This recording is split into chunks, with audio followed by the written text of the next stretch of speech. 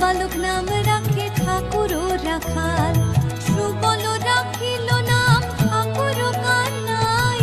শ্রীদাম রাখিল নাম রাখাল রাজা ভাই, ননী ছোড়া নাম রাখে যতে গোপিনী, কালো সোনা নাম রাখে রাধা বিনোদিনী, উপজা রাখিল নাম পতিত পাবন হরি, চন্দ্রাবলী নাম